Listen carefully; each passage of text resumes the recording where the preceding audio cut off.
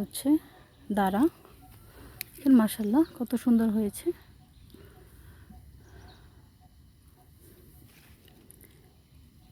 দাঁড়াগুলো একদম সুন্দর হয়ে বেড়ে উঠছে।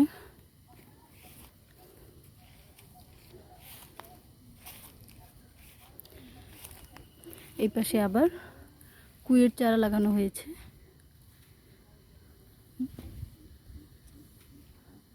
প্রত্যেকটাতে ডাল দেওয়া হয়েছে। গাছটা কত সুন্দর হয়ে বেড়ে উঠছে। প্রত্যেকটা গাছ কত সুন্দর। এই পাশে ঢেঁড়স লাগানো হয়েছে।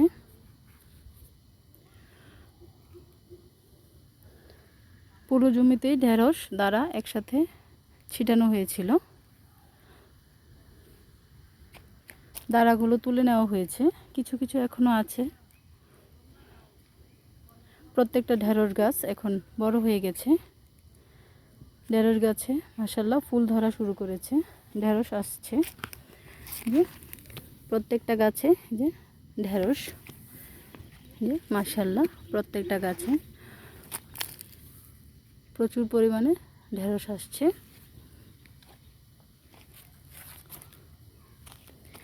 দেখেন যে দাঁড়াগুলো আস্তে আস্তে উঠিয়ে ফেলা হচ্ছে। মাশাআল্লাহ দাঁড়াগুলো খুব সুন্দর হয়েছিল।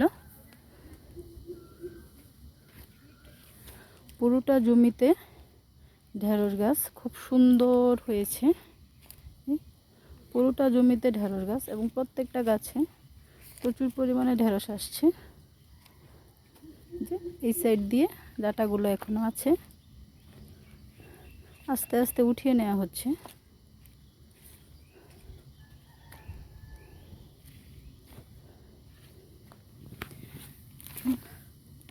এখানে আবার একটা পুঁইশাকের চারা।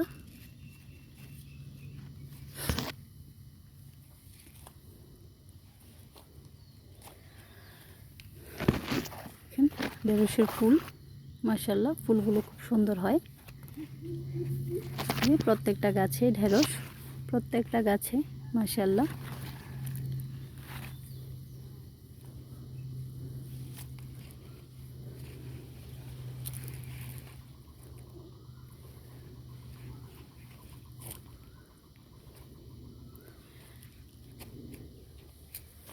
এই ডাঁটাটা কত বড় হয়ে গেছে মাশাআল্লাহ, কত মোটা হয়েছে দেখেন।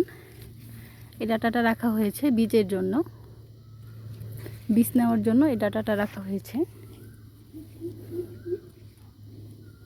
দেখেন এই ডাঁটাটাও রাখা হয়েছে বীজের জন্য। এই পাশে আরেকটা আছে, এই ডাঁটাটাও রাখা হয়েছে বীজের জন্য।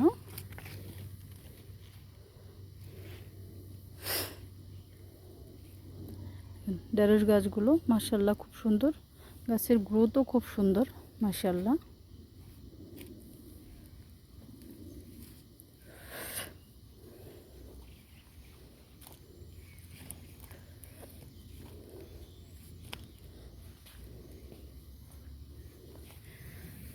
যে ডাঁটাগুলোতে এটাতেও ফুল আসছে, বীজ নেওয়ার জন্য রাখা হয়েছে কিছু ডাঁটা। প্রত্যেকটা ঢেঁড়স গাছ মাশাআল্লাহ কত সুন্দর, একদম পরিপূর্ণ গাছ।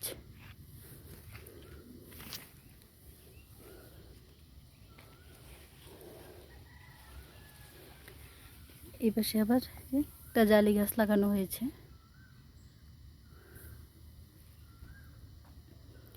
এটা হচ্ছে আমাদের পুরো জমিটা, এটা হচ্ছে পুরো জমিটা ঢেঁড়স ক্ষেত। এটা হচ্ছে আমাদের পুরোটা ঢেঁড়স ক্ষেত মাশাআল্লাহ। আর এক সপ্তাহ গেলে এখান থেকে ঢেঁড়স উঠানো যাবে।